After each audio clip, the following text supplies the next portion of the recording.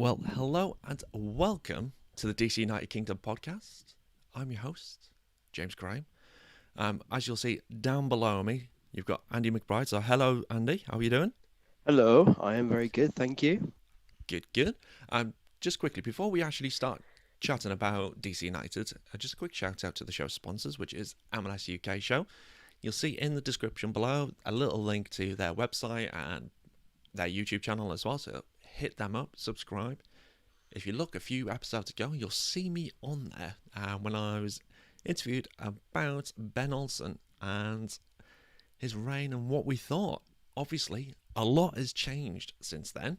So, me and Andy here, we're going to have a little chat. We're going to speak about the last few games.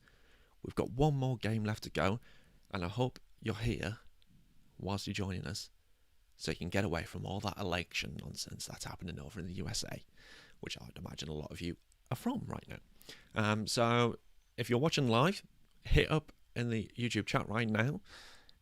Send in your thoughts, send in some questions. If you've got anything whilst we're talking, we'll answer what we can. But here we go. Andy, how are Oh, things with you? yeah, they're good. Yeah. We're about to enter lockdown part two. Yes. Might be like the Terminator 2, just better than the first, but we'll see. But Fingers crossed. yeah, but if you look on the bright side, it gives us time to do wonderful podcasts such as yours. Oh, that was a nice little thing you just said there. I know, I Uh, just get my nice quota out of the way for the year. well, you've left it late. Let's put it that way. So, just a couple of things about it. Obviously, if you're watching or you're listening on the podcast your provider, you'll notice Andy's got an English accent. It's a northern accent, which is great because that's what I like to hear. But it's nice to actually have someone on the show who's from the UK and actually supports DC United. So, tell us a little bit about your newish love affair with DC United. Well, it's kind of come, the whole sort of MLS and the whole DC United thing has come sort of quite gradually over the past few years. Hmm. So, growing up in obviously Manchester, my English team, if you like, is Manchester United. What, hang on. Um, Let me just pause you right. You grew up in Manchester and support Man United. I know people will tell you the Man City fans, but to be honest, they only came out of hiding after 2008. Um, No, carry on, carry on. Otherwise, it's like Fight Club, you don't talk about it. So yeah, it sort of comes from there. So over the years, there's been quite a few ex-Manchester United players that have gone over to MLS. So I think the first real noticeable one was David Beckham back Yes. in 2007. I mean, Yep. that sort of with the whole Beckham rule, designated player rule, it changed sort of the landscape of it. But I think ultimately for me here, I haven't really even really heard of MLS or paid Mm. any degree of attention to it whatsoever. Yep. And then, over the years, for a mixture of seeing Beckham over there and what he did up until 2012, and seeing other British players go over, Yep. and also just for our side hobby in Football Manager, you kind of perversely learn more that way. Yep. So I think with the DC United specifically, it came when Wayne Rooney went over to United. It's a bit similar to your experience of Jamie Moreno going to Middlesbrough, Yep. going to DC. You kind of like follow, oh, well, that player's going over there. I really liked. I want to see what he does. And then, as it happens, when you went over to DC, I think it was around about a similar sort of time you started your channel Yep. and things like that. So naturally being a bit of a night owl, I've ended up watching a few of the games with you, getting Yep. really involved in it, and even like post Rooney, which is nearly a year ago now, we've both watched a lot of games together. Yeah. So I'm now invested in DC United, because I mean, I've been sort of taking an interest in MLS without really committing, like a semi-permanent single bachelor almost, just afraid to commit. And now I've got to that, almost midlife crisis stage of my life. You know what? I'm going to commit. yep. I've committed to a girlfriend. I'm now going to commit to DC United. Got to make these decisions. And it's I just really enjoyed watching the games. I mean, well, a joy is probably a strong word on one or two of them, but it's certainly not been short of entertainment and talking points, that's for sure. Yeah, I mean, this year has obviously been a bit of a crazy one, especially with the whole COVID situation that this entire planet is living through right now. But we've had the extraordinary. I think the MLS back tournament. I think there was a lot of skepticism about it. There's a lot of people thinking, "Why are we doing this?" But they did it brilliantly. The I whole think, bubble thing in Orlando, where I mean, apart from Nashville and Dallas, I think it was that got kicked out of the tournament.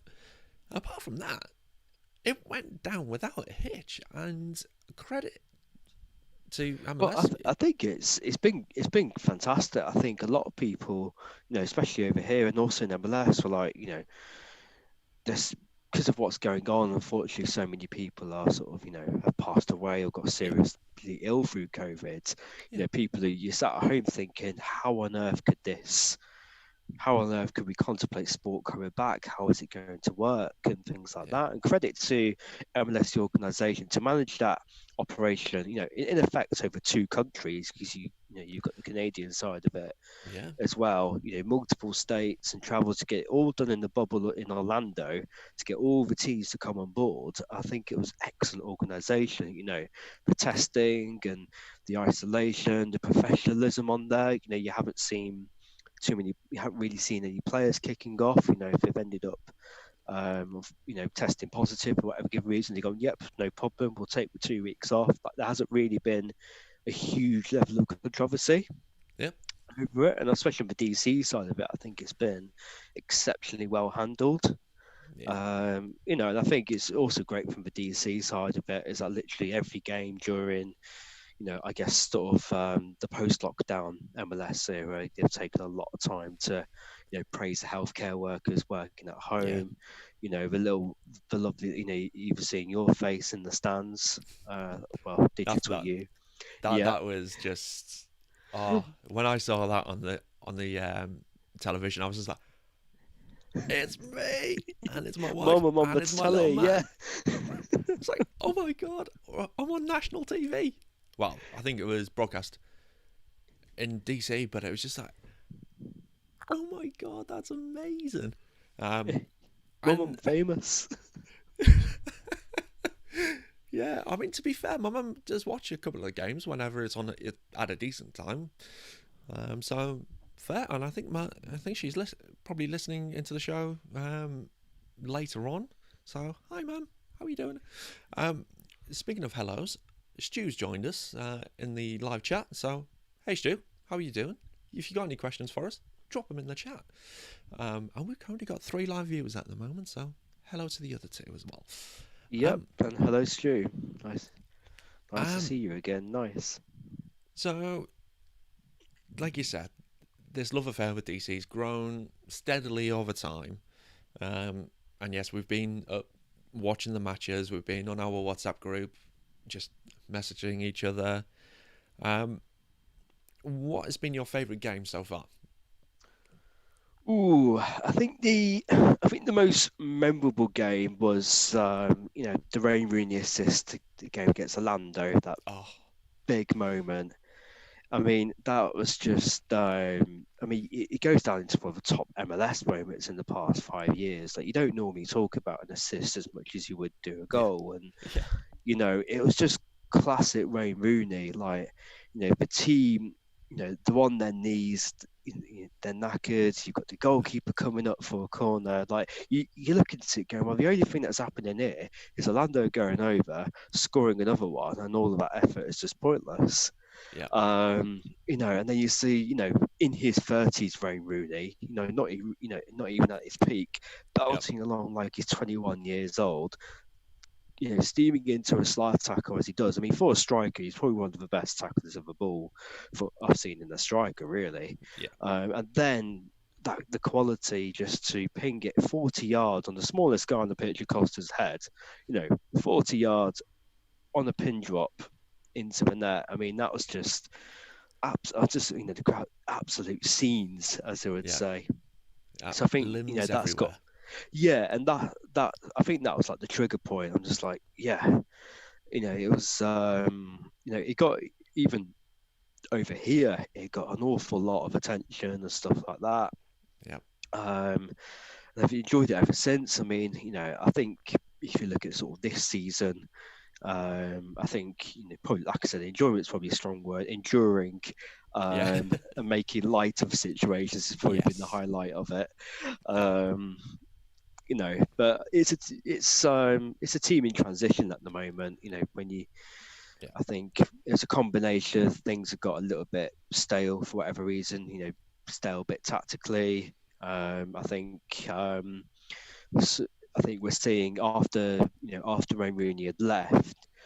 I think we're seeing there's been a big combination of bad luck, injuries. Yeah. If you look at the impact Flores made the other night, he hasn't started particularly much, Yep. but 2 assists and the quality of the balls that went in as well. I mean, especially the first one for Assad, it was just pinpoint, Oh, and that's the kind of quality that one you're paying him the big DP bucks for, but it's the kind of quality that maybe Ben could have done with that in the last few weeks that he was yeah. there. But unfortunately, I don't think you ever really got to see Flores in full flow. Like a good run of games. You've had injury, you've had lockdown, recovery from injury, trying to get up to speed. And I think, although it's probably a little bit on the late side this season, Yeah. I think that's a step in the right direction. I think there's certainly, in the off season, definitely some room for some movement, on the general roster. I Yeah. think it's fair to say. Well, the roster's not exactly the biggest, let's put it that way, especially No. when we're having to start the likes of Moses Nyman, who's a 16-year-old, Kevin Paredes, Griffin Yao. The fact that we've had to rely on the youth so much this season, one, as you rightly said, shows the amount of bad luck that we've had in injuries. With the fact that we've had Paul Ariola out, Felipe Martins is out, we've had Steve Birnbaum out, we've had Fred Brion, who's been playing through an injury. Assad has had a couple of injuries. Flores has been out. Yeah, The I mean, you've had the injury Russell list is Canals playing at centre back. yeah. I mean, to be fair, they played Apart all from the right. other night. Yeah, I mean, the game against Revs, he had a bit of a howler, is to say the least. It's been difficult for him in that game, but the first game against, I think it was Atlanta, he had an absolute stormer. Oh, When he the defensive performance at Atlanta was brilliant. yeah, Bill Hamid was just in full. You're not coming in. You're not coming in yeah, mode. Bill was being Bill. Yeah, be more Bill. That should Yeah, be that should be like a DC T-shirt. Just Bill Hamid's face with "Be like be more Bill." Bill. Be more Bill. Yeah, Yeah, be there more you Bill. go. We'll see if we I can get think that that needs done. to go to. I think that needs to go to the management. Yeah, I'll forward it on. I know the guys there. You've got the contacts these I've got the days. contacts. So we've had our first question come in. Oh, I wonder who that's from. Well, Ah, it's we've also had another evening from Adam Gipke. Who you were on his podcast not so long ago. So go yeah. check that out. I've go from 0 podcasts in the space of a week to a couple of ones. Yeah. So the Hopeless Wanderer podcast. Go and check that out. A good friend of ours, Adam Gipke, is the host of that, and from the sounds of it, it seems to be going all right. But the first question has come from Stu Cotton, of course. Stu's asked, who's been your favourite DC player this season? Ooh, It's a good question, that I'd one. probably say Yamil Assad actually. Yeah? I really like the since sort of playing a more sort of central role. Yeah. I think DC get a lot more out of him that way Yeah. because they're struggling to create opportunities, and sometimes he's looked a little bit abandoned out on the wing, and one thing he has got in his locker is he can hold up play, he can release it, but Yeah. he's very good at carrying the ball, and that's especially if you look at the lead up to like the first goal on the game over the weekend, he carried Yeah. the ball probably 30, 40 yards and released it. Yeah. And that, they got into position, and that's probably something that has been sort of lacking before. And I think, especially with the absence of Acosta and Rooney over the past year, Yeah. he is that one person, sort of the skillful ball carrier that they probably needed. Yes. So I think watching him, especially adapt to a new position and almost become a leader Yeah. in a way. Because if you look at the DC United squad, you've got basically a group of players that are in sort of the 16 to 20-year-old gap. But if you look at, obviously Saudi's like 27, but if you look at the 20 to 25 age gap, there's only two players in there at the moment. Mm. Now, if you look at kind of where the DC squad is at, there's a lack of that group of senior players that could perform at MLS level on a consistent basis Yeah. with room to develop. Okay. And that's probably that's like an observation I've made Yeah. in there, because I think that's been the difference in some games. You needed not only a bit of experience, but you needed a little bit of quality mixed in together with the Yeah. physicality aspect of it. But yeah, I think Assad has been one of my favourite players to watch, and I think very, very closely followed by the Forest that is Pines. Ah, Donovan Pines. It was on Yeah, my show not that long ago. goal In scoring fact, sensation. it has been. I, I promised a handstand if he was able to make it 3 goals in a row. Unfortunately, he was very, very close. I was like, He was, oh, yeah. I'm going to actually have to do this. I've never done a handstand before, but thankfully, didn't need it happening. But Stu has just said he didn't see that one coming. He's gone with Donovan Pines. So I think Yeah, Pines has I come think on. for me, I would say he's a second. I think he's added. Yeah, He's come from college football. Like he's added a little bit of physicality and dominance in there. Like yeah, you feel that when there's a corner, there's a bit of presence in the exactly. box. There's a bit of but both ends, whether it comes to defending set pieces, whether it Yeah, comes to the opposite end. It's not really a coincidence we're suddenly starting to get more from set pieces, because you've got physically imposing figures. Not only just being there, but wanting to get to the ball a little bit. yeah. It's he has been fantastic when he's really taken his chance and his opportunity that has come his way because of the injuries to Birnbaum and Briant throughout the season. He's been. It feels like he's been an ever present because his maturity is coming on leaps and bounds. I think there's still question marks of his first touch, but again, that'll come with time. I still don't really know which foot he is because he seems to be adept with both feet, which is great for a centre back. And you're right, he's great in the air. He's got, for such a big guy, he's quick as heck. And I just, I would like to see him attack the ball a bit more when we got the attacking set pieces. I think that's the one part of his game, alongside his first touch, that I would like to see an improvement on going into 2021. Yeah, and that's the sort of thing you see him be proved in the training ground, really. But I Yeah, think he does the basics well. He just gets the ball away, yeah. things He's like got a that. good The tackle on more, him. yeah, I think the more intricate stuff, like with the first touch, I think that will come in the off season, when they're Yeah, developing a more sort of sustained pattern of play. Especially when sort of in possession and not necessarily in the counter attack. I think that's where yeah, the first touch and the bit more refinement will certainly come in useful. I'd say at the yeah, moment everything's very much a work in progress, really, isn't it? So yeah. And you look at his passing ability though. So in the last couple of games, he's picked out an attacker with absolute precision, and I think there was a game against Atlanta, and you just see him just curl his ball around, and I'm sure it was Gressel who picked it up, and I'm like, how the heck did he see him there? And yeah, then he does the same sort of thing against the Revs as well, and he literally is going down the wing. I think we talked about it, Pines being on the wing, and it's just like, what's he doing there? what is he Yeah, doing? But then he I threads the think we were ball chatting through, on and the it's just like, WhatsApp, weren't we? yeah, and he threads this ball through, and you think, okay, that's why he's there, It's kind but of he like can't cross it. watching Sheffield United over in England. You like the overlapping centre backs and things like that.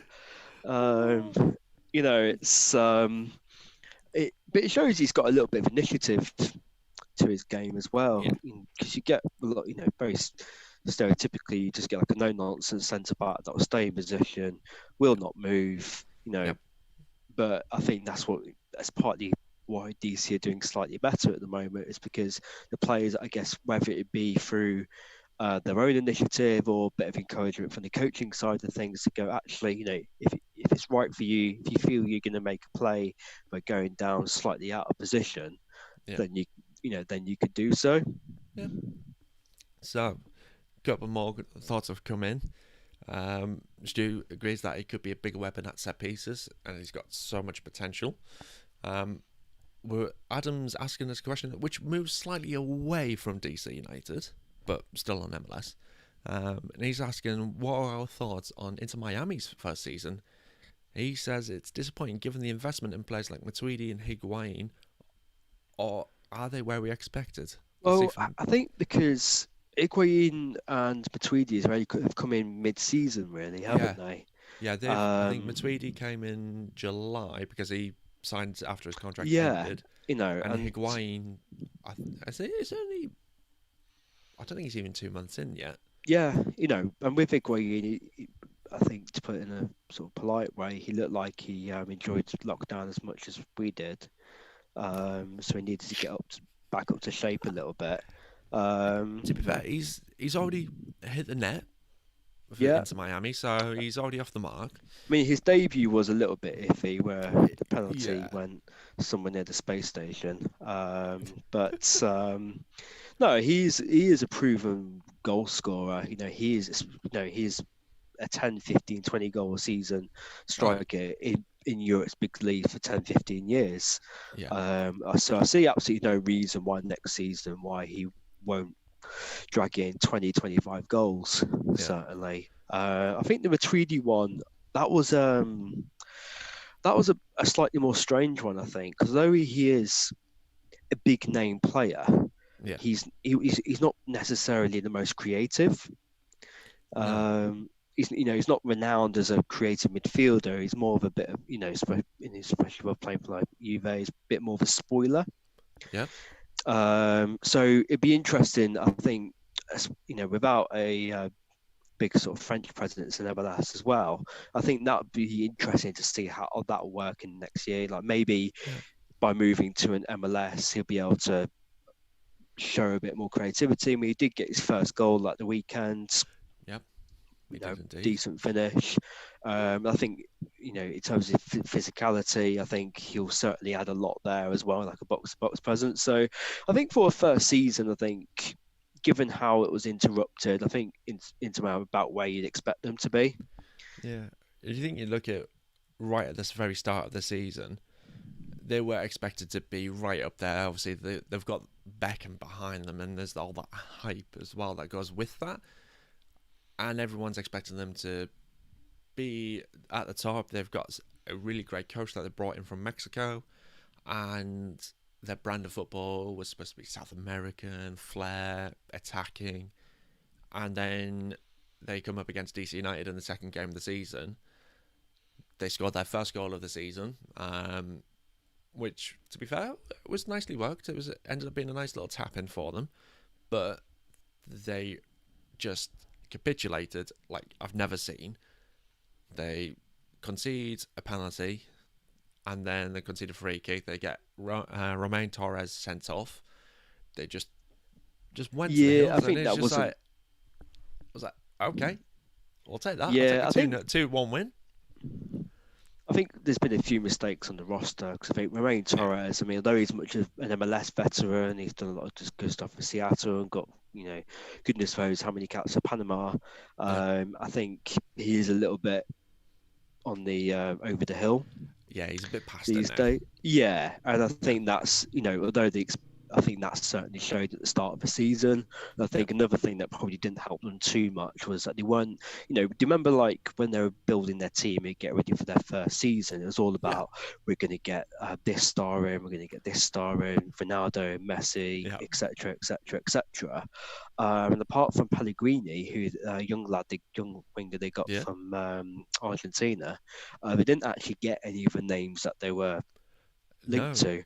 There were, COVID reasons attached to it, and I guess contractual reasons waiting for them to be free in Europe. yeah, But Yeah, so I think with all of that taken into account, I don't, granted they probably spent a lot more money than Nashville, who were probably outperforming. Yes. Um, it's not necessarily unusual for a new MLS team, expansion team, to be in that position, really.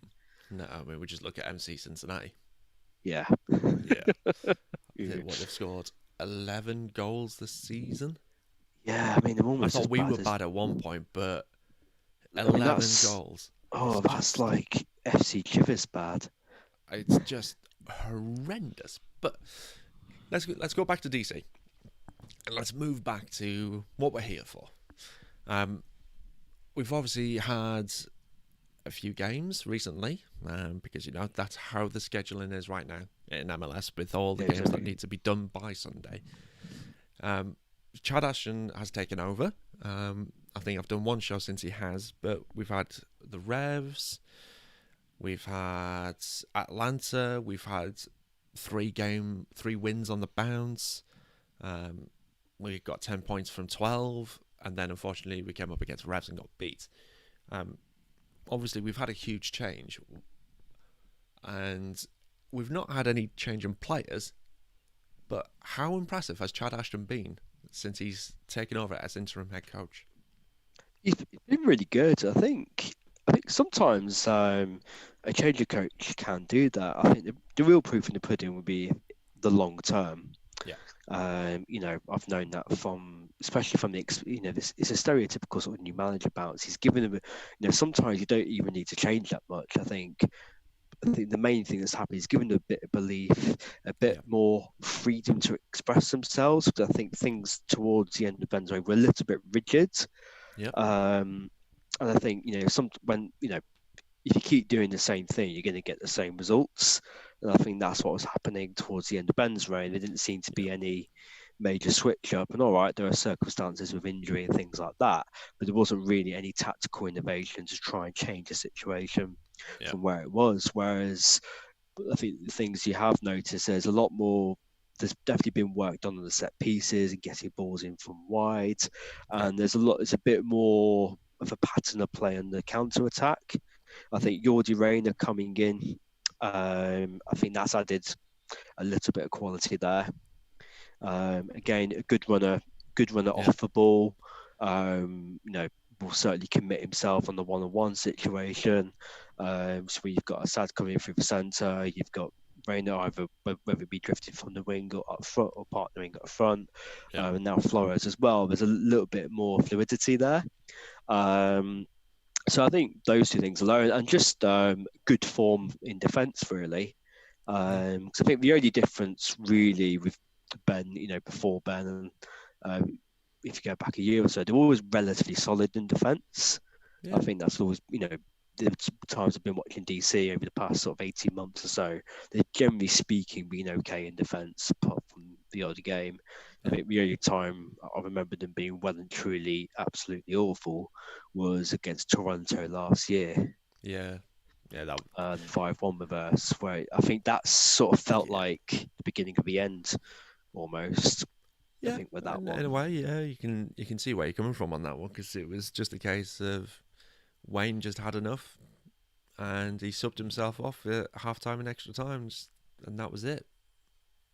It was just, it was odd to see that happen, and you think, and I think I spoke to someone on one of the previous episodes. I can't remember who it was, but um, we were chatting about Toronto. I think it was on the MLS UK show, and you think you score an equaliser in the 90th minute. You think that spurs you on. That you think right, the momentum's with us. We've got extra time to really kick on and actually win this game now. But it just didn't happen. You just saw them score one goal, then a second goal in Just extra went down. time. It was just, yeah. And then Nick DeLeon, former DC player, decides to whip one in the top corner. Like, right, that's it. That was just the icing on the cake. And it's like, oh, I stayed up for that. I stayed up for that. But it was one of those things, and you're right, it did feel like a little bit of the start of the end. And then 2020 came along with its whole COVID thing. Granted, the first two games, we got 3 points from the first two, you can't really argue too much with that. And then the MLS's back tournament came along, and that was really disappointing from a fan's point of view, where we went out in the group stage. No one likes to go out in the group stages, but No, yeah, I think although probably nobody was in top shape, I think DC no, looked really, really sort of undercooked.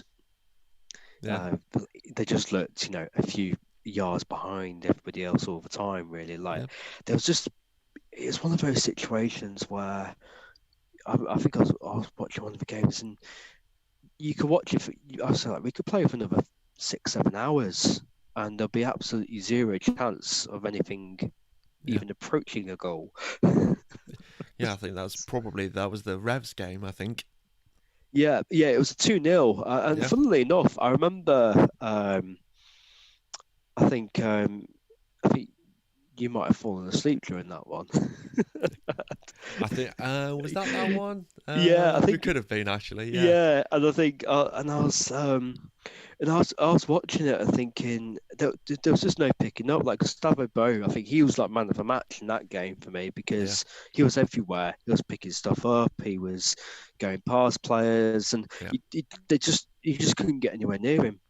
And not only that, and there was just zero creativity whatsoever.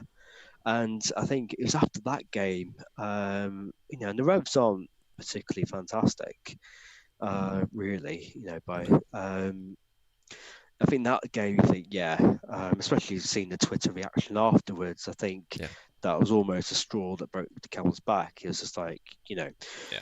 everyone loves Ben for what he's done for the club. I think his stat came out of 20. He's been involved in 20 out of the past 25 MLS seasons or something like that, both But as a player and a yeah, but coach.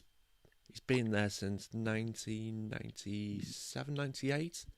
Yeah, It's just, I mean, he is DC United through and through, yeah, and he will and bleed black and red. I mean, granted, he will bleed red anyway, but um, there will be bits of black in there. And I'm glad he's still at the club because he deserves everything that comes his way. But we needed that change this year. And for me, to get anything out of this season, I think it was a little bit too late, that change. But there is still that opportunity. And that's one thing I want to talk about is obviously this game this weekend against Montreal Impact, which kicks off at a nice time for us here in the UK. half-8 kickoff, isn't it? Yes. Well, it'll be about 8:38 because advertising over in America, they need to get that put in there. Yeah, But yeah, it's a great time for us, so we get to watch it. We don't have to be falling asleep whilst we're watching it. Don't need to have loads of cups of coffee. Decision day. yeah, So, and it'd be locked down anyways. It's not like it's not like we have to be at work in the morning, is it? No, I think it's so nice for me to actually be able to set my alarm clock for 8 a.m. rather than 5:30 in the I morning. did find that. Did you see DC United? I said, well, I think it was this afternoon. I saw it. I was saying to Minnesota, hope you have a nice day. I thought Yeah, I because they're love playing that. Chicago, aren't they? Yeah, so that Um, that kicks off at 1 a.m. yeah, In the morning. So fingers crossed when we wake up tomorrow, Minnesota have done us a favour. Then, going off that, the other games, I remember I tweeted it out, but we also need. Where are we? I was looking at the fixture list now. So we need NYCFC to do us a favour on decision day. Then we need, obviously, us to beat Montreal. That's a given. None of this extra stuff matters unless we beat Montreal. yeah. You But can't. I think. Yeah, I think if you're a DC player out there right now, like, there's no point worrying about something that's not in your control.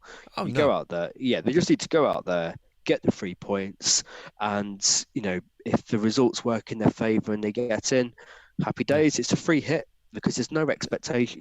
Getting to the absolutely, playoffs is a miracle anyway. So anything after that, I think, is just a welcome bonus. So yeah, I think, and either way, even if they don't get into the playoffs, you want to finish the season on a high. yeah, To finish a bit of momentum into the season. Your last few games, you've won 4 out of your last 6 games, drawn another. That's a really good momentum to go into the next season. Yeah, that's it. And then the one other game that we need to rely on is, I hate to say it, FC Cincinnati. Yeah, I mean, Out of the rest of them, I can see them all going our way. Yeah, we need FC Cincinnati. I'm just going to have another look at the table because I was just looking at the fixture list. I remember that one there. yeah, because Cincinnati are playing into Miami, aren't they? Yeah, I mean, they're That eliminated. That's official. They cannot make the playoffs at all. Everyone else at the moment can make it. And they're playing into Miami. All we need from them is a draw. That is it. And they, so far this season, have only drawn 4 times. lost 14 out of 22 games. 4 times they've drawn. Ugh. Yeah, I And mean, yet they're still on 11 goals in 22 games. it's a good game. Yeah, it's a good job. It's not any relegation in MLS, isn't there? Otherwise, That is a very opinionated topic in America. Is the promotion relegation, and I remember I did a blog post a while ago, and that still get hits. And even today, that was over a year ago. I did that. So, yeah, I mean, let's have a brief talk about that promotion relegation. We over here in Europe and the UK, we all have, well, to be honest, most of the world has promotion and relegation.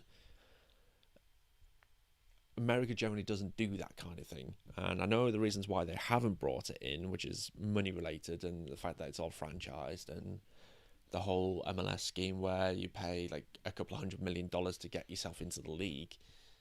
But would the league benefit from having promotion and relegation?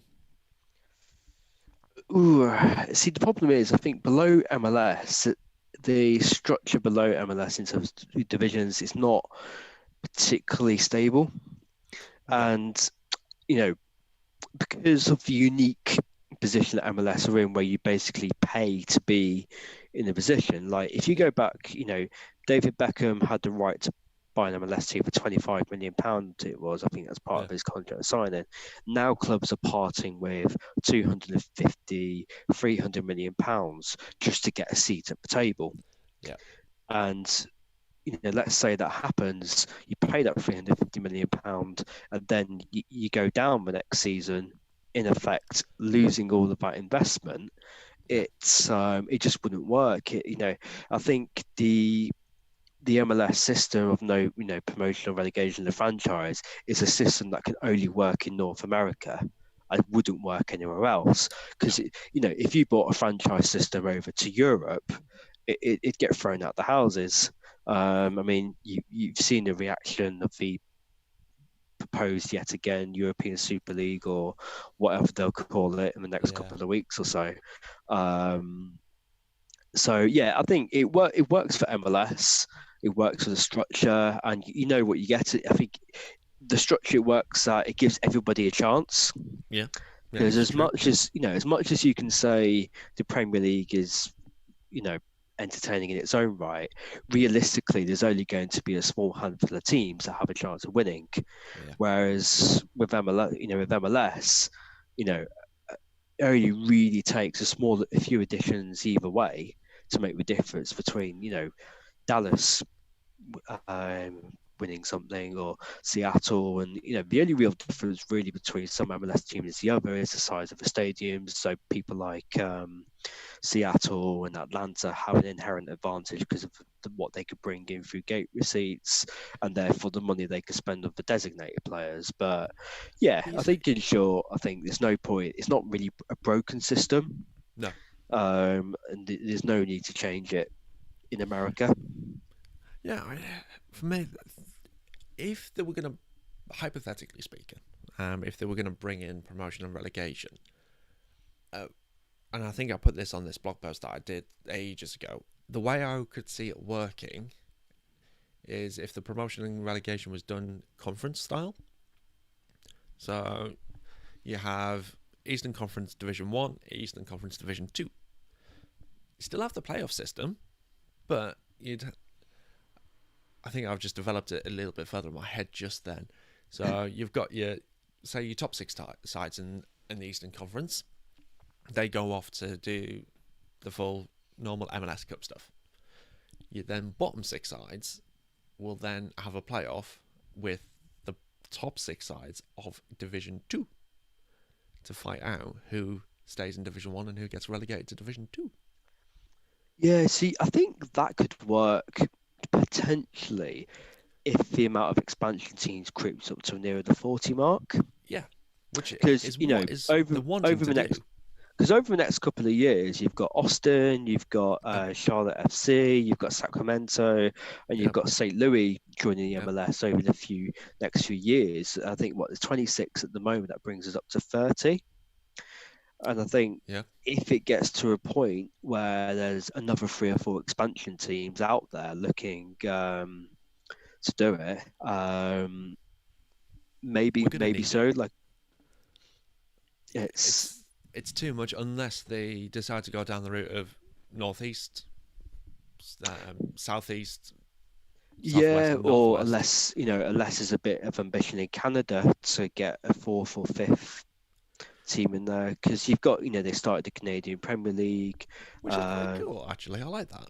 I like yeah, how they've done that. So maybe firstly you might see someone like Edmonton, Yeah. if they got some resources behind them, potentially to go up from there.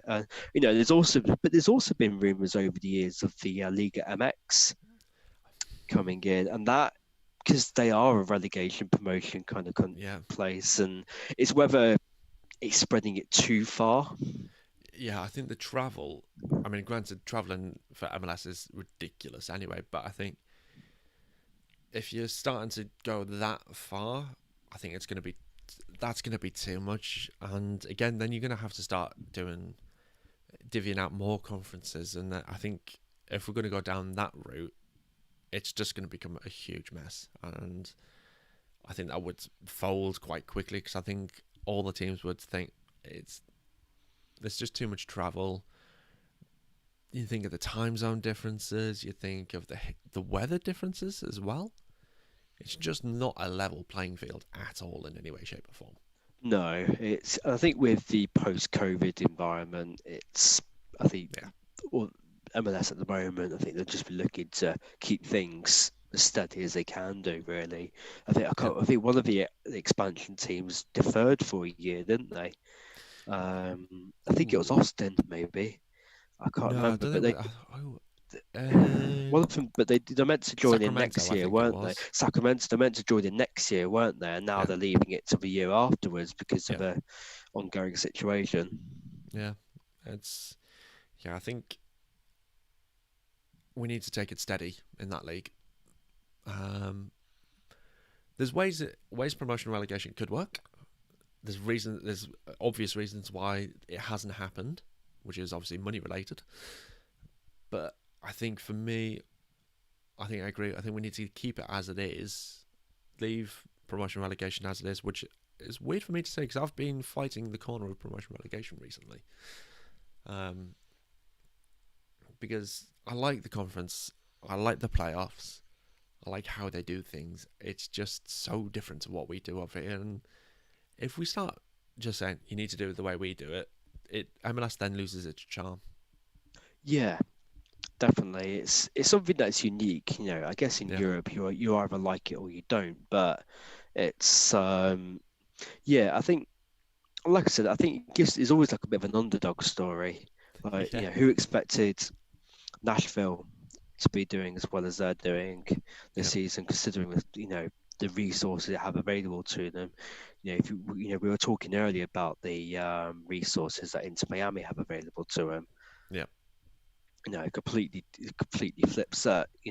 Their marquee starter was Walker Zimmerman. I mean, to be fair, he's a good player. He's a good, really underrated. Good. He is very actually, underrated. And probably should be he probably should be more of a figure in the men's national team. And Haney Mukhtar, who is kind of came from Brøndby, German lad. Yeah, I mean, he's done well for them as well. Yeah, it's definitely exceeded expectations, but there certainly weren't household names by any stretch of imagination. So they're having to think a lot more out of the box when it comes to filling their roster and things like that. Yeah. Um, I think probably what DC need to be doing really. I think a bit more out of the box thinking. Yeah. Because it's funny. I was looking earlier, and our top scorer has a grand total of 3 goals. Yeah. Out of Yeah. 22 games, 3 goals. Yeah. It's I not. think We've not been very potent up front, have we? no, and I think I'm probably picking him a little bit, but I think Kamara is kind of emblematic of that problem. Yeah. I Yeah. feel, He's been quite a bit disappointing this season, to say the yeah, I least. think, I think we've referred to the Kamara cul-de-sac. Um, Yes. Yes. The fact that he likes being. He has a certain way of playing, and the way we play doesn't fit his style of playing at the moment. He loves to drift out wide. He looks to either come deep to get the ball, and then we've got no one up top. And when he is up top, he's usually caught offside. exactly, like he's always not where you expect him to be. Yeah, So a ball comes into the box and he's out on like the left wing or something like that, and you're just like, well, no, yeah. But that's just stay. Stay. It's almost like whether it's a coaching thing or whether it's an individual thing, it just doesn't seem to be where you'd expect him to be. yeah, Um, and I think there's all right. There's lots of strikers out there that like to drift wide and things like that, but they'll have yeah, the ability to be able to come back in, carry the ball, take a shot from distance, yeah. and know when to get in the box at the time. I think that's probably something that's a little bit lacking, and what with him being like 31 now, you don't really see that situation improving. No, Sorga, I mean, granted, vast majority of his appearances have come from the bench, hasn't really put in a case to be a regular starter at any given point. ooh, that's where we're gonna disagree. Mm. I think Saga's when he's come on, he's for me he's been brilliant because he's been the type of player. He's not gonna be the player who's gonna be banging in loads in the season. I think even though he did that in Estonia, and we've already nicknamed him the Estonian Messi, or with his current hairstyle, the Estonian Eminem. Um, but he's the kind of player who ruffles the feathers of the defence, and I think that's the kind of player that we've been missing recently. It's the player who really gets stuck in there, Yeah, I mean, and then I agree on the personality level. Yeah, you want somebody to get stuck in, but I think ultimately, like, if you're to choose between a player that gets stuck in and rustles a few feathers, you can find that anywhere. But to get if you were to swap him with somebody that scored 15, 20 goals next season, you would take the I, extra goals every single day of the week. Um, but I would play Sorga alongside another striker. yeah, if they're looking to go That's how into I next would do season, it. I think with the if with Flores providing a bit more ammunition into the box, I think there's definitely room for better production there, Yeah, and I think I think if you can get that, I think a bit of pace up front, right at the centre, a bit of breakneck pace would yeah, really work. I think we need like a poacher, someone, maybe not that flashy, but we'll just get a goal out of nothing. yeah. Um, I think Rivas could potentially be that guy because you look at the way he scored his goal against Revs. He, he was in that box. He was in the right place at the right time. Took a nice first touch, straight into He's the a back of the net. presence as well. I mean, the He's man's an big. absolute unit. Yeah, I mean we've already talked about how big Pines is, but Rivas is big in another sense that he's stocky. Yeah, he's yeah, like I say, he is a unit, and like when he's on the pitch, like Yeah, it's and he has looked dangerous. He's come up with a couple of vital goals. I mean, he could have yeah, turn at Universe with some slightly better defending. it could have been a different result against the Revs. Yeah, I think we just got absolutely shredded on the wings on that one because two of especially for Bunbury's goals, it was almost like the same goal a couple of times over. It was yeah, just Yao got outpaced and probably showed inexperience a little bit. yeah, Let him go on the outside and then get a ball in. And we were punished for that a good couple of times over. yeah. I think the only thing we've got to remember with that Revs game as well is we had Paredes playing at left back, who's not a left back. No, He's a left attacking midfielder yeah, you've got and Canals playing centre back centre when back. he's more of a defensive midfielder, centre midfielder. So Yeah. So we only had we only had 50% defence there. So the fact that we conceded 4 goals, we shouldn't really be too surprised by, to be honest. yeah, it's obviously disappointing, but yeah, given the absences, it's certainly understandable because sometimes you get games where there is a difference between I think a more experienced um, defender, left at right back would have stopped some of those crosses coming in. Yeah. Um, because ultimately, if once a ball comes into the box, it can sometimes be a matter of luck if you get there first or you don't. Yeah. So yeah, I think that's where the off season would be good to finding some solutions, a bit of quality in the rings. I think one challenge is getting the best out of Gressel. Yes. So I Yeah. I don't mean, think, I remember when he signed, I was really excited. I think, he got, I think, 18 odd assists for Atlanta during the season. And, yeah. thinking, well, with that many assists, he'll add something different. And for whatever reason, I don't think we found his best position or the best way to utilize his ability too much. Because sometimes he's popped up a right back, sometimes he's in the centre mid, sometimes on the right side of the mid. Like he's almost like a square peg in a round hole. The only other thing we've got to remember, Atlanta have Josef Masnes. Yeah, I mean that's going to make your assist stats look a lot better. Yeah. Yeah. I Yeah. mean, We yeah, don't that have that kind of player right now. And if we did, I think Gressel would be absolutely fine. But on the flip side of that, he's not really had any true competition to deal with because Ariola's been out for the entire season. So with him, and we're going to move on to the upcoming game this weekend. That was a lovely transition into that. Ariola's back this weekend. He's been out for 9 months, and he's making his return this weekend. So that could give Gressel a good kick up the rear end if he makes it, because he's just had a baby. That's why he wasn't playing against the Revs. So congratulations, Julian. I know you've been on the show, and we've spoken before. So congratulations on your newborn. Welcome to fatherhood. yeah, Be enjoy the no prepared for a sleep. lack of sleep. Was almost like quite that. But yeah, so Paul's back this weekend. I've seen him over on the social media. All the training's been done. He's looking sharp.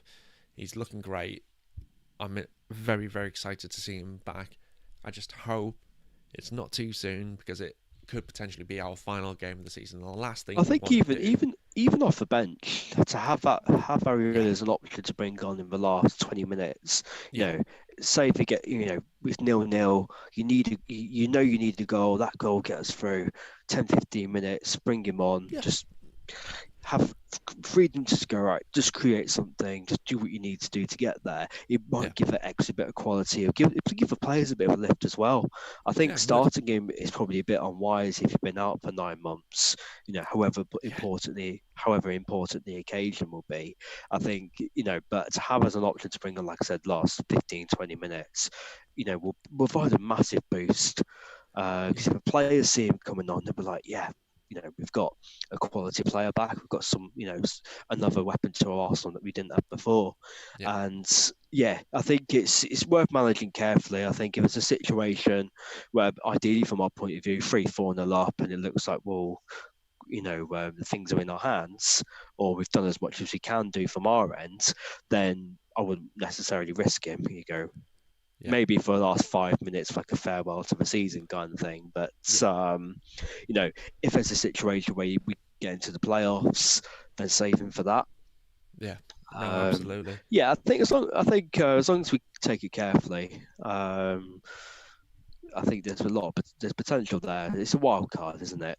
Yeah, You it's don't when you've been out for 9 months, regardless if whether you've been training or not. When it comes to an actual match day, you don't really know what you're going to get. yeah, Some players will come back and you'll be straight on it. Sometimes it'll take 3, 4, 5 games. We just don't yeah. know. So I don't want to set the expectation too high, No, not because at all. otherwise we'll be Not at like all. really disappointed. Yeah, it's one of these things where when the injury happened, no one expected him to be back this season. I think everyone was like, write a season off. We'll see him in 2021. The fact that he's made this progress and he has the opportunity to be back this weekend, it that just in itself doesn't matter whether he plays or not. That's already a lift to the club. Yeah, Because he's there. He's in and around the first team. He's training with the lads. It's going to be something that is, even if he's just sat there on the bench, you just know he's going to be there, it's just a nice all smiling. round feeling, isn't it? Everyone's Yeah, just got a nice little warm fuzzy feeling that's inside. it. That's literally it. And it will. It's gonna. It's the cliche football manager. There'll be a lift to everyone at the club. I had to use that on there. I had to. And I thought it would have been me that brought out a football manager reference, but I've managed to keep him to a minimum. Oh, it has to be done. I mean, to be honest, that's pretty much both of our love affairs. The majority started from Football Manager with this club and the league. Oh yeah, it's because we both invested a lot of time. Yeah. I mean, I tend to hop around a little bit, I mean, a you don't lot. stay at the same club for more than a season. 2 seasons, Let's put it. come on. Oh, I mean, that's if you're lucky. But it's one of the things where, for me, it all started in 2004 with Freddie Adu. Back in the day, FM Wonder Kid. Oh, see, I remember he went on the trial at Manchester United. He It was did. back I think in he was on trial at Man United, Inter Yeah, Milan, it was back in Chelsea. 2000. Yeah, he was almost like on the grand tour of all of Europe's big clubs. It really Like was. he just went on a whistle stop tour, and he was at United for a couple of weeks. Back in like 2006, 2007, Yep. where he was just about to turn 18, and I think they looked at him, and I think they decided against it. Yeah. But that's when United were actually good at the time. Yeah. I mean, We won't talk about that result this evening. Yeah, let's not. I mean, yeah, the last time United were good, I had a slightly longer hairline and more hair. Yeah.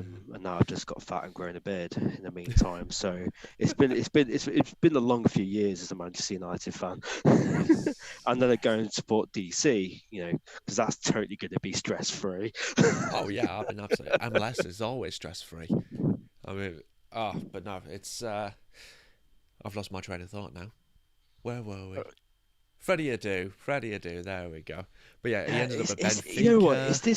It's interesting. Like, he's one of those players that, although his career didn't go as expected, go anywhere really. Well, he's globetrotted all over the world. Yeah, he's one of those players that he doesn't seem to care too much that his career's gone the way it has. He's almost like, I'm happy for the experience. Yeah, like I can get to go to different countries, go to different cultures. Like, he's played in Sweden, he's played in Greece, he's played in Brazil. He's come back. He's done an extremely long gap year. Yes. Is the way to put it. Yeah, he's basically just been paid to go on a gap year for 10, 15 years, play a few games of football, and just go to a different country. I mean, I'd look 30. Oh, I feel old. He's 30, and it's just. It just doesn't seem right. I mean, I signed him on and played FM with him on 2004, and yet he's only 30 years. Yeah, I mean, I remember up until 2008, I think he was still quality. Oh, yeah. I remember signing with United back in like 2008. I'm just like, yep, goals. Yeah. But even then, I signed probably FM 17, FM 18. I signed him for DC United on that. Just like, I've got to bring him back, bring Adu back. Just got to do it for sentimental reasons. Yeah, but he was banging them in and getting loads of assists. So he's got the quality there. And I remember watching the last game at the RFK Stadium, and he was playing in that. I mean, I think they ended up like 15 versus 15 or something daft like that. But he still had that touch, and he was able to finish as well. And it's just like, can we just sign him? Yeah. I mean, he's still young. He's in his prime. Why not? Why not take a risk? And just think, the world legend Freddie Adu back at his home club to finish off his career. How awesome would that be, and how much press coverage would that get? Oh, yeah, that would get absolutely low. You know what? If he came back and had like an Indian summer, so to speak, Yeah, I think that would be like a really good way to sort of close the book on a positive. Yeah, on a positive. yeah, It's yeah, I think that it'd be a wild card move, but it'd also be just from a PR point of view, it would be bang on. amazing. It would be amazing. I think he's now signed for a Swedish third tier team Third now. division team, yes. Who I think in realism that's probably not going to happen, but Yeah, but fair play to him for taking a risk at going to Sweden in the third division. But I think that shows how much he genuinely just loves playing soccer.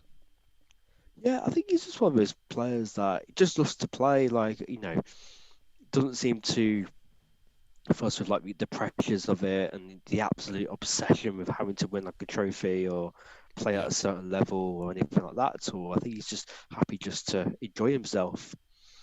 yeah, You know, absolutely, absolutely. Right, let's go back to this weekend's game against Montreal. We've obviously got Thierry Henry's Montreal coming up, who's been in the press recently for his coaching style, where did you did you see that clip of him giving it? yeah, I mean, not everyone is as good as you, Thierry. I think That's the he's problem. he's a long line of managers that haven't necessarily been able to translate their footballing ability to coaching. Yeah, Because I think on the one, he's looking at a situation and go, I think you can just see the frustration. It's almost like he's just going to, drop his trousers, get his shorts, and just come on the pitch. yeah. I was wondering It's where like, you were going with that. why aren't you turning, going past three players and stick it in the top corner? I did that every single week. Yeah, I think it hasn't. I think he's maybe slowly realizing that. I mean, the thing is, it's not like he's new to MLS, is it? He played no, that. He played for the Red Bulls for a few years, so yeah, you think initially it was a good move by Montreal because you're getting an international superstar, reputation wise from his yep, playing days, who knows the MLS. You yeah, think, well, okay, he'll know the standard that's there, yeah. and Montreal have never been a top franchise team by any stretch of the imagination, No, really. So time will tell. I think it was just a very just telling clip, wasn't it? yeah. It's just some of the comments that were coming out of his mouth were just fantastic, and I want to see that happen again this weekend because then we're doing the right thing, and we're in their faces. And I just looked back at the result that we had against them earlier on in the season at the MLS's back tournament, which was a 1-0 defeat. Granted, that was a long, long time ago under a different head coach, and then we've got a new way of playing. Feels like Uh, 2 years ago when it was. it does feel like it was 2 years ago. That's how long this year has been. But and that was at I think that was a 2:30 a.m. kickoff, possibly 3:30 or 3 o'clock, around that sort of time. And I actually stayed. Well, I didn't stay up, but I went to sleep and then set the alarm clock really early to get up and watch the game and stayed up for the rest of the day to get for that one to see us get beat 1-0. That was a bit of a kick in the teeth, to say the least. But that's the life of a fan. But like I say, it's a completely different ball game this weekend. It's decision day, which is what it's been billed as. I think we'll win. Yeah, I think we'll win. I think we've got something to play for, and typically Yep. in decision day, the teams that have got more to play for, I think there's just a mental advantage. Yep. To use another football manager criticism is, the players are mentally on their holidays already. Yeah. you know, Yeah, and that that happens sometimes with teams at the end of the season. It's just like a subconscious thing. yeah, But obviously, it's a we owe it to ourselves to as a team just to go for it. You know, yeah, no one's going to be super disappointed if we don't go through to the playoffs. But I think if at the very least we can finish the season on a win, yeah. then we've done all we can. We finished on a positive.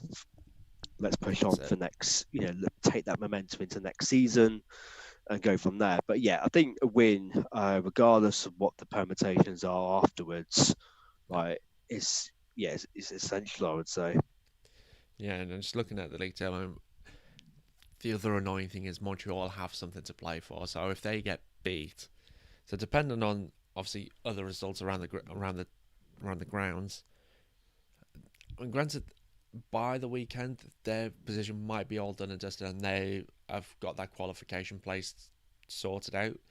But if they get beat, they may drop out of the playoffs. So it truly is all to play for this week, and that makes it really really exciting. And Yeah, just I think Chicago are probably the more nervous. I think if they lose tonight, yeah, or tomorrow in our time, but yeah, tonight yeah. in US time, I think they'll be I, worried. I think they're going to be really rogue because I'm just looking at the form guides and things like that. Chicago haven't won away from home this season, or if we're an American, on the road. Um, they've had 0 wins, 6 defeats, and 4 ties. So that could be very, very interesting game. And even then, even if they draw tonight, that still means they're going to be right on the edge. And then the next big game that we've got is the Chicago NYCFC, Columbus Atlanta. I forgot to mention that earlier. So we need Y- Columbus to do us a favour. They've been in real bad form recently. I mean, they got beat by us. So I think they've had 1 win in the last 6 games. Yeah, I mean, it's. I mean, Columbus and NYC are probably about. I think Columbus have probably over exceeded expectations this season. Yeah. I think I would have Oh, expected, they've been fantastic. especially with the issues they've had off the field in recent years. Yeah. With let's just move to Texas or something, and I'm Well, sure that's it'll what go. Austin FC was supposed to be all Yeah, about, and that didn't obviously happen. So they've just we'll just create a brand new team instead. Then yeah, because it was a it's MLS. You can do that. You can just pay to go yeah, in. Um, yeah. I mean, I think that happened once over here, didn't it? With Wimbledon turning into MK oh Dons and yes, the more than MK 40 miles, Dons.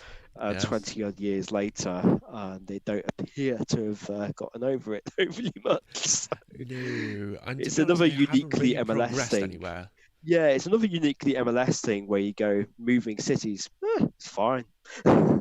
Anywhere else, you just wouldn't watch. It's just like, it's No, like if Mike Ashley at Newcastle United just went, you know what, I really fancy just taking Newcastle to London. I mean that would be absolutely hilarious. Being a I Middlesbrough mean, fan, that would be absolutely saying hilarious. that, it did remind me of a football manager. So when I was at Gateshead and we ended up playing at QPR for a year, Yes, I remember you saying that. Yeah, that's just weird. it was Uh, very weird. But thankfully, that's the difference between real life and reality, or yeah, non-reality. right. I'm also looking at a few other things. So Columbus, obviously one of the key games for this weekend. They've won 8 out of 9 games at home.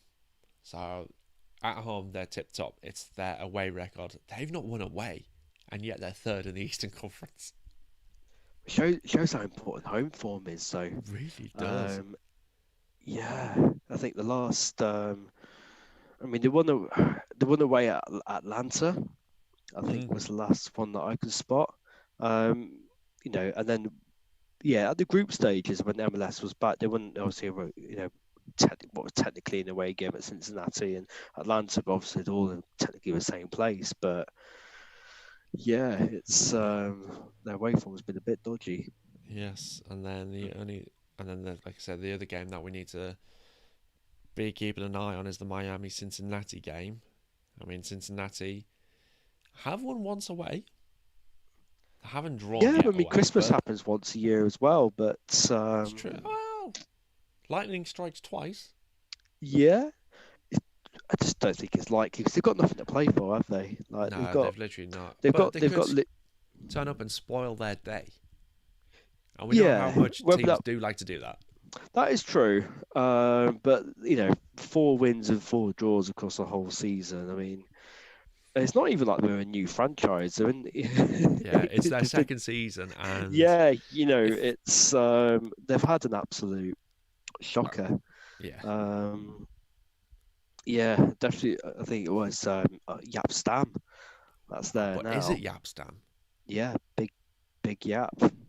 Because I don't know whether you saw the FC Cincinnati tweet that came out that said we've hired Yapstam. Yes. Oh, I mean, how embarrassing was that? I think I spent an hour just seeing the photoshops afterwards. It, I mean, it's I mean, it was almost like it was so much of a disaster. It turned into a PR. it, I think genuinely they did that on purpose because it went viral worldwide. It was on Sky Sports News over here in the UK, and it's Well, just it like, was. It was everywhere. I yeah, think even the clubs over here were doing it. yeah. But no, I think it was. I don't know. I think it was. It was too. It was too wild to be a bit to be deliberate. Like I don't really give them that much credit, but it was. That could be their one win for the season. Yeah, I mean, I mean, that said, having to go back in and face Jaap Stam after losing a game, I don't think would be the most pleasant experience in the No, world. no, not at Um, all. especially from his playing days, not a bloke you want to pick an argument with. Not at all. So I'm gonna have to push for an answer on this one. How are we gonna do this weekend? You know what? I'm feeling a really sweaty 2-1. Ooh, a 2-1. Ooh, Yeah, you're allowing Montreal to score a goal. yeah. I think it'll happen. Yeah, I think it'll happen in typical DC where we'll start off really well. We'll yeah, get an early goal, yeah, and then we'll tail off a little bit towards the end of the first half, second half. I could yeah. see us conceding, probably a sloppy cross, losing man from a corner. Yeah, It would be a DC game with without a bit of jeopardy involved, yeah. and there'll be some Bill Hamid heroics as per Of normal. course. I mean, every You game know, is a Bill Hamid heroic. exactly. Yeah, And then I could see it in the 80th minute plus there'll be a goal. You know I'll what? ta- I'll As take much that. as I think Kamara's going to get the winner.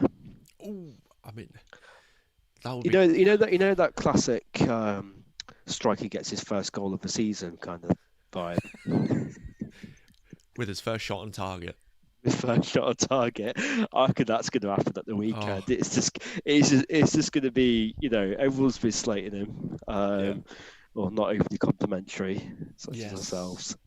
Sorry, But he's Mr. joint Kamara, top scorer. with 3 goals. Yeah, I mean, I think Harry Kane's over in England's probably done more in one game, hasn't he? he Um, probably has. Yeah, so, but you know what? Even if you'll forgive him for the lack of prolificity in goal, if just for one. just for That and if it's the goal that sends us to the playoffs, all is forgiven. a lot will be. I don't think all, but a lot will be A forgiven. lot will be forgiven. Yeah, Yes. he if he scores that goal, he can go to as many cul-de-sacs and offside as he wants for the rest of the season, and I just don't care. But I mean, we if we do make that playoff game, it would be nice to actually make it past the first game because the last 2 seasons we've been knocked out. Granted, it's 2018 that was just pure bad luck because it was down to penalties. You got yeah, Zach Steffen in goal, who's renowned to be an absolute amazing penalty saver. very good shot stopper as well. I mean, Yeah, he's wasted playing at for Man Manchester City. City now, isn't he? Yeah, Wasted. He should be playing. I know it sounds bad, but at a mid-table Premiership side, because that way he'll get more coverage because he'll be saving a lot more shots and playing more anyway. yeah. For the US national team, I think he needs to be playing regularly. And Yeah, I think you know what with the World Cup coming up in a couple of years, I think maybe if he's not let's be honest, he's not going to be number one at City, is he? No, I mean, Not to, Edison would have to break a leg. yeah, but That would literally be what he needs to get into in between the sticks at the Etihad. but they'll do what City have always done. They'll just sell him on for multiple millions to somebody else Yeah, or send him on loan to New York City. for no wages. Exactly. Get around the rules. That's how they play their Yeah, game. But that's genuinely, I think that could happen. If he doesn't get any game time by January, I could see him going on loan to New York City FC for yeah. 2021. And with the World Cup coming up, I think that's highly likely. And if it doesn't happen in 2021, the fact that the World Cup is in 2022, it'll be there definitely. But he'll be there, but he's got to play, hasn't he? He has to be playing to get to the World Yeah, Cup I squad. think with the situation at the moment with COVID, he's probably bought himself a year where it's not a massive disaster for the national team if he doesn't play too much. Yeah, It's not a major problem. But if you're going into a year before you got to submit the roster for the national team, yeah, you know, you're going to be picking players that are playing, and he's that rare goalkeeper where he's coming towards, he's 23, 24, coming towards a peak age. He needs yeah, to play regularly and starting. yeah. Because He does. Bill Hamid has been habitually ignored by the US national team. So as good as we know he is, let's be It honest, it's not going pains to. me that it It's genuinely pains yeah. me how Do you often think he's that? so Do you think overlooked. that? I mean, say Stefan doesn't get the games. Do you think there's a case for? Do you think there's a way back for him in the national team? There should be Oh, based on merit. oh, absolutely. I mean, the fact he's one of the best. Well, he is the best keeper in MLS. He should be in that national team. I mean, Brad Guzan gets in. Yeah. Brad Guzan, I who mean, got back-to-back relegations from the you Premier League with two you had different to teams. you had to suffer Brad Guzan watching the Borough, didn't you? Yeah, and he was horrendous. I mean, granted, Victor Valdez wasn't any better, but at least it looked like he gave a damn. Oh God, I forgot Victor Valdez was at Borough. In fact, I Yeah, even he forgot was he was at great for it. Manchester United at one point. I enjoyed watching him play for the Borough because, like I say, he looked like he wanted to be there for a lot of the time. Granted, when we started being at the bottom of the league and not looking like we are going to get out of it, that's when his head was turned and he just wanted out, which shows his lack of commitment. But he was entertaining to watch and it was a bit of fun. Brad Guzan, his head shines for a little bit, concedes a goal, and he has this weird face. I mean, I'm going to end up going on a rant about Brad Guzan here. Well, he's one of those people that he's got that sort of Jordan Pickford scenario where if you look angry enough to wave your hands at everybody else, Yeah, it's but it's his it's fault. not your fault. It's always his fault. And there was the goal. Was it 2019? Oh, it might have been 20. Yeah, it would have been 2019. And he was just, it was just horrendous because he should have been there, and the ball just swerved from one side to the other, and it was just there. And yeah, it just annoyed me. Give me 2 seconds, my headphones just come out. Just need to stick it in the right hole.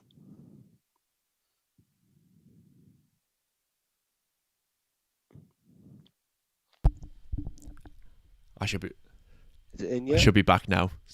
Yep. Cool. Yeah, cable fell out. Whoops. Happens. But Technical issues. but yeah, I mean, hopefully you heard everything I was saying there. Yes. Yeah, but yeah. Anyway, Brad Guzan, Bill Hamid should be in the national team. Um, Yeah, I think I've discovered a massive appreciation for Billy Mix, and you always knew he was like decent, but now that I've watched a lot of, DC games over the past 18 months, it's like, yeah, like he's capable of probably even almost another crack at Europe. You look at yeah, some of the excuses for goalkeepers you see in England. You're like, surely you could do a job. the biggest problem he's got now if he wanted to come into play and come play in England, one, he'd have to leave DC, and I don't want that to happen. But two, work permit issues Depends how because of it. the lack of games for the national team. Yeah, it depends how the post-Brexit Yeah, it's true. landscape for Yeah, that. and we still don't know what the heck is happening with that. I mean, it's only less than 2 months away now. Who knows what's going to happen with Brexit and the whole playing field for football over here? Because You see, that'd be it could go one of two ways because it's like if you want to, it'd be great. I think one thing that England have missed out is being able to get the US. You think about Germany; they're able to get the pick yes, of the US youth. oh Basically, yeah, it's like US or Canadian youth. They can go over to there's an easy pathway to Germany. yeah, Whereas I think if the work permit rules were a little bit less stringent in terms of elite sport, you'd you could have the likes of say Jordi Reyna or Alfonso Davies could potentially have come over to England yeah, beforehand, and I think that would be nice to see if there was a change that allowed more American players to come over and get into the academies and stuff like that. Whereas at the moment, unless you're Christian Pulisic standard and your club's willing to pay 50 odd million pounds, but he's a generational talent. yeah, I mean, he's probably already the greatest, talent-wise, probably the greatest player to have kicked the ball for the US. He's only in his early 20s. yeah. I mean, you've got the. You'd love to see Giovanni. I mean, granted, Gio Reyna was born in England, I think. Well, I think, he was. I think it was. He was born in England around when Claudio was I think at he was Man born in City. Sunderland, if I remember rightly. Poor bloke. Yeah, I mean, you can understand why he'd want to leave. Um, Yeah. I mean, for my American listeners, Sunderland, it's not exactly the nicest of places. For my English listeners, if you're from Sunderland, I'm sorry. It's kind of like Hashtag not sorry. it's kind of like Detroit, only smaller, And worse. worse. Yeah. Again, But apologies to anybody that's from Sunderland, but not really. yeah, you understand. You understand where Yeah. we're coming from. But yeah, I think Rayner was born in the UK, so having him over here would be fantastic. I mean, I would love to see Rayner play for just anyone except Leeds. That's in the Premiership right now, anyway. Sorry, Sammy, and everyone who supports Leeds. Sammy's someone who's been on the show. I don't know why you picked Leeds, but Ken as well. I know you're a Leeds fan, and I hate Yeah, I Patrick think. Bamford right now. Yeah, I mean he's gone. Yeah, he's now sort of He's turned done into well. Lionel Messi. Yeah, but we've got our own Estonian Messi in Eric Sorga. Exactly. Yeah, and speaking of 50, because that's his number. Next week, we've got my 50th episode, Whoop whoop. which is insane. So, I am looking at the time because we've coming up to the 90-minute mark. So we've done well. We're going to win this weekend. We're going to Exactly. qualify for those playoffs. What's your prediction? Because I'm going to go for 3-0 win. you go for big convincing. Big Dominant. convincing win. Go out on that high. I'm not going to say Pines hat trick because, but I think Pines will nod a goal in.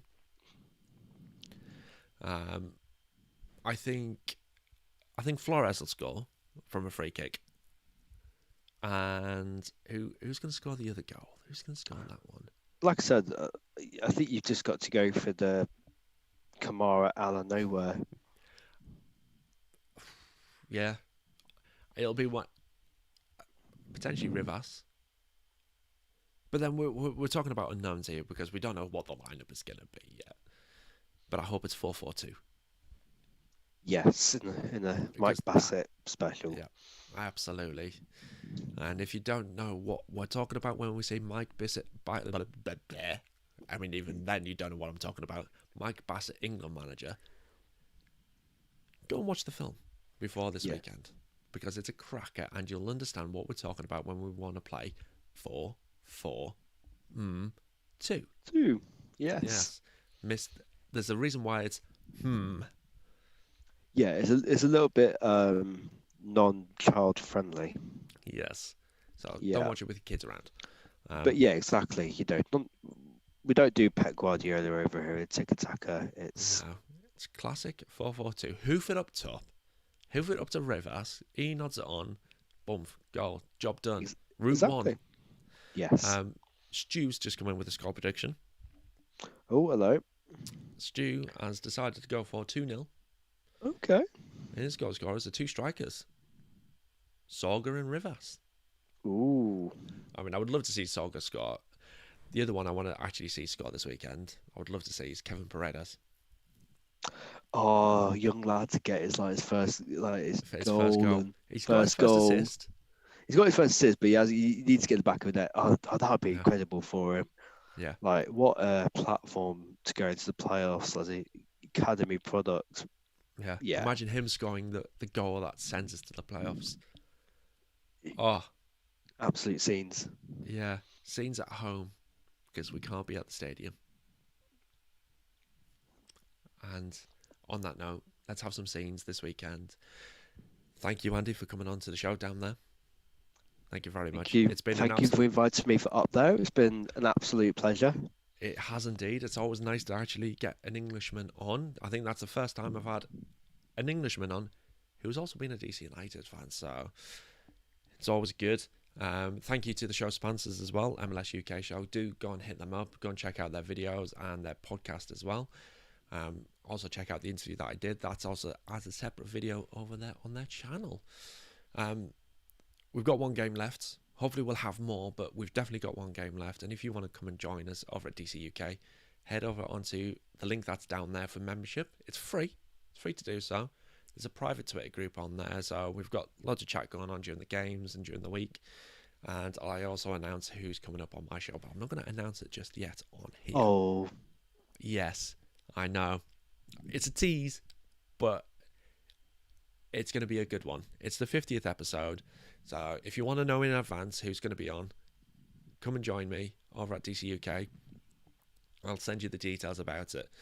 It's the 50th episode. I'm hoping to do some big stuff with it because it's a milestone. I never thought I'd get here to doing 50 episodes ever. I'd never thought I'd make it past season 1. So the fact that I'm still here chatting is beyond my wildest dreams. And the fact that I've interviewed Ben Olsen, Donovan Pines, Julian Gressel, all the players. Russell Knaus. You've done Knaus twice, haven't you? Done Knaus twice on the show on this season. Yeah. He's been fantastic. It was alright. I'm just gonna have a quick cheekaroo look at the guest list that we've had on this season because it's worth going through before we end the show. Because Andy, you are number 25 for this season. So this season we've had Ken, who was a regular on last season. Sarah, who was a regular last season. David Shams, who was my first ever guest on the show. He came back as part of the extra time show that we do when it's a nice little bonus episode. Felipe Martins came on. Love him to bits. He's an absolute legend. Sam Nelson, Dan Wise, James Lambert, who heads up the Screaming Eagles. He's the Screaming Eagles president. John Lee, who does the Tried and True DCU podcast. So that's also another great show to go and tune in. They do a post-game show that we're doing at the stadium. Obviously, COVID happened. I've had Sam from Inter Miami UK, Russell Knaus on twice, Chris Aduiachsam, Andy Bernard, who does the UK NYCFC account, Ben Olsen, Dr. Chris Annunziata, who's part of the medical team.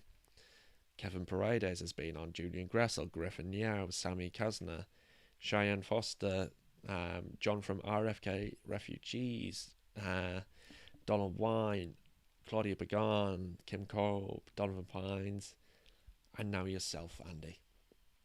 You know what? It's an absolute honour to be in such company.